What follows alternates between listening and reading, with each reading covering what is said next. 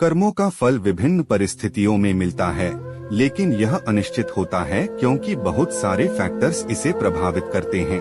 कर्मों के फल को कर्मफल कहते हैं।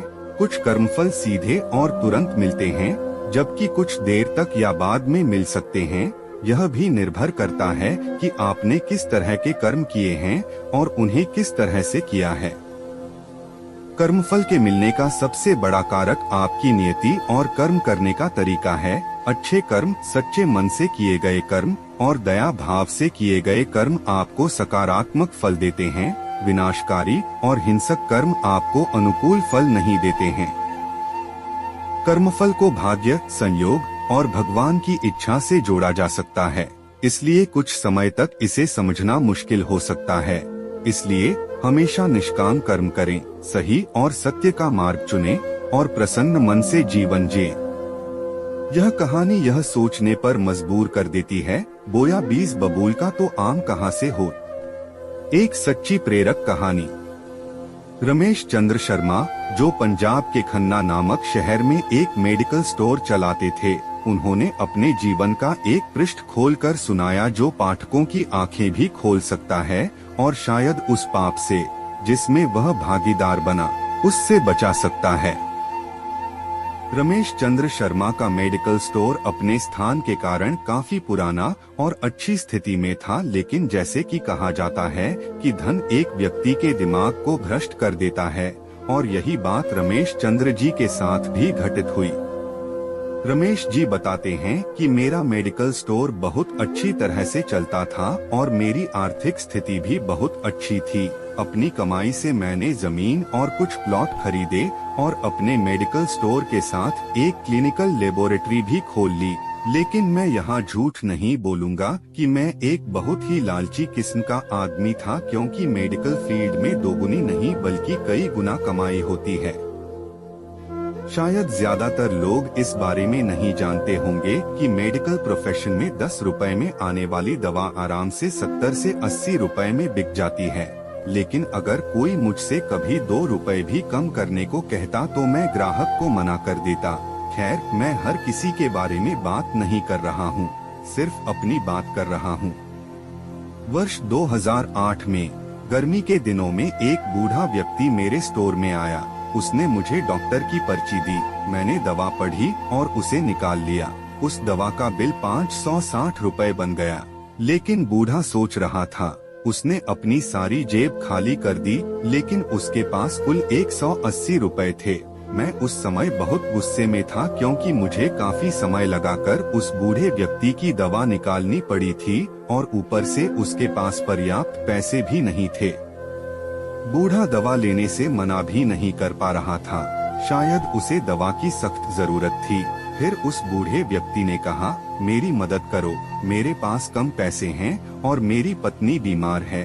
हमारे बच्चे भी हमें पूछते नहीं हैं। मैं अपनी पत्नी को इस तरह वृद्धावस्था में मरते हुए नहीं देख सकता। लेकिन मैंने उस समय उस बूढ़े व्यक्ति की बात नहीं सुनी और उसे दवा वापस छोड़ने के लिए कहा। यहाँ पर मैं एक बात कहना चाहूँगा कि वास्तव में उस बूढ़े व्यक्ति की दवा की कुल राशि 120 रुपए ही बनती थी। अगर मैंने उससे 150 रुपए भी ले लिए होते तो भी मुझे 30 रुपए का मुनाफा ही होता। लेकिन मेरे लालच ने उस बूढ़े लाचार व्यक्ति को भी नहीं छोड़ा।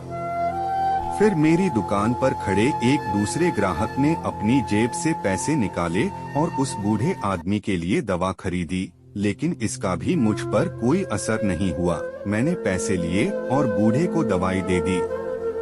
समय बीतता गया और वर्ष 2009 आ गया। मेरे इकलौते बेटे को ब्रेन ट्यूमर हो गया। पहले तो हमें पता ही नहीं चला, लेकिन जब पता चला तो बेटा मृत्यु के कगार पर था।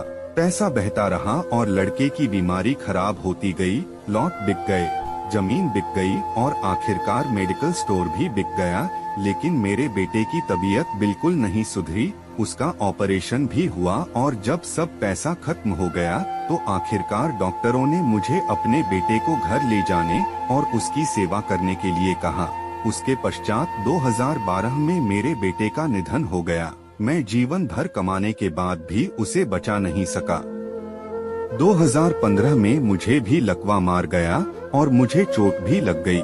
आज जब मेरी दवा आती है तो उन दवाओं पर खर्च किया गया पैसा मुझे काटता है, क्योंकि मैं उन दवाओं की वास्तविक कीमतों को जानता हूँ। एक दिन मैं कुछ दवाई लेने के लिए मेडिकल स्टोर पर गया और 100 रु का इंजेक्शन मुझे 700 रु में दिया गया, लेकिन उस समय मेरी जेब में 500 रुपए ही थे और इंजेक्शन के बिना ही मुझे मेडिकल स्टोर से वापस आना पड़ा। उस समय मुझे उस बूढ़े व्यक्ति की बहुत याद आई और मैं घर चला गया।